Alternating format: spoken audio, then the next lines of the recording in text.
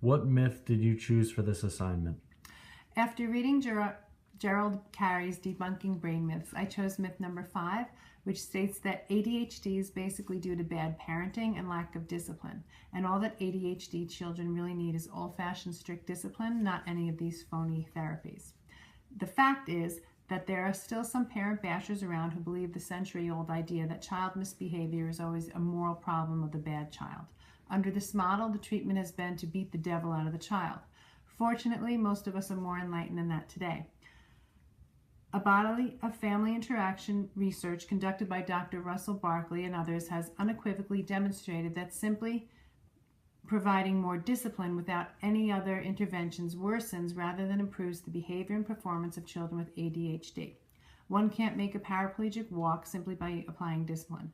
Similarly, one can't make a child with a biologically based lack of self-control act better or learn better simply by applying discipline alone. Characteristics of a child with ADHD include a lack of self-control and impulse control, poor sustained attention span. A child with ADHD might seem restless and fidgety, easily bored and distracted, and there might be a lack of motivation in learning. No treatments have been found to cure this disorder, but there are many treatments that exist that can effectively assist with its management.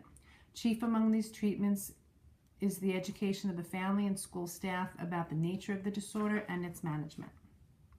In terms of Benedict Carey's description of how we learn, how do you feel this relates to strategies in the classroom and for ADHD students?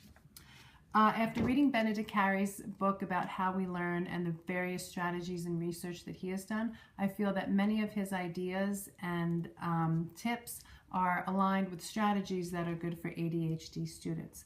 For example, in terms of the way Benedict Carey describes how we learn, one strategy that was also good for ADHD students is alternating physical and mental activities. I feel that that's aligned with Carey's advice on taking breaks and having the learning time in shorter spans.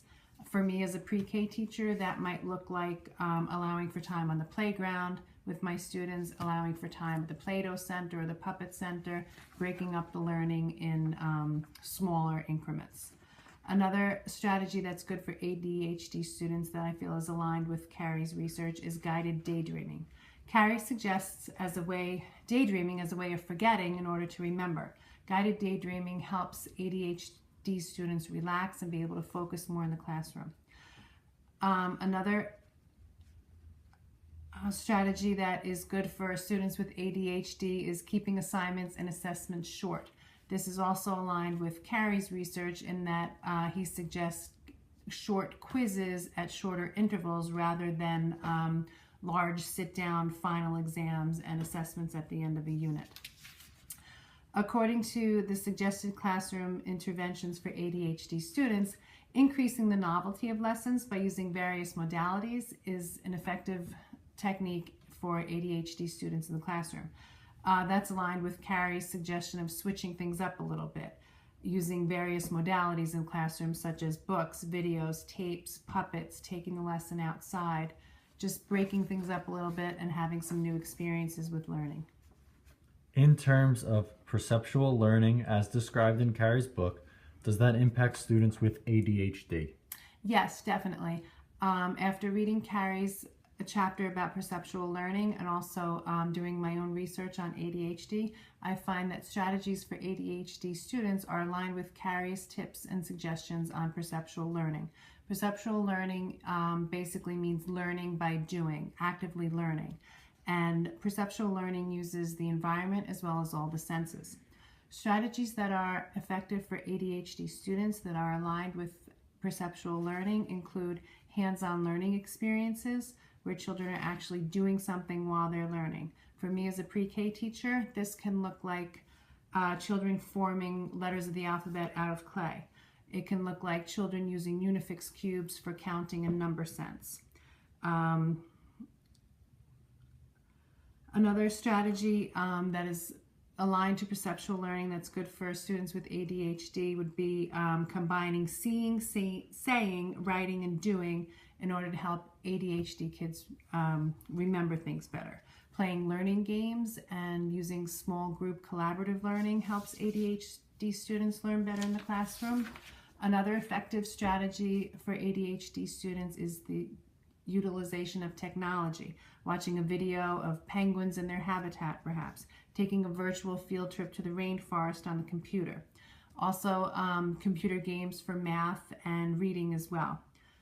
Other strategies that would be beneficial for ADHD students in the classroom that are aligned with perceptual learning would be music and movement, expressive art, acting out a story to show comprehension, acting out vocabulary words, hopping or clapping on each syllable to show understanding.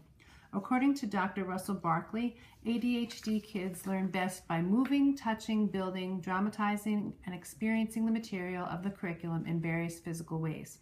Carrie points out the physical ways we can learn using the environment and our available senses. Educational approaches that are based on perceptual learning and other various techniques and strategies derived from Benedict Carey's research on how we learn are more appropriate for ADHD students. ADHD students can learn and will learn in the right environment with a teacher that understands and supports their needs.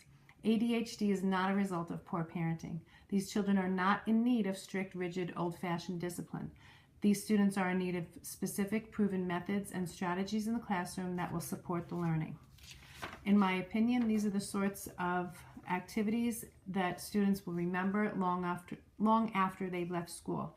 These memories last because the actions of the teacher riveted the student's attention.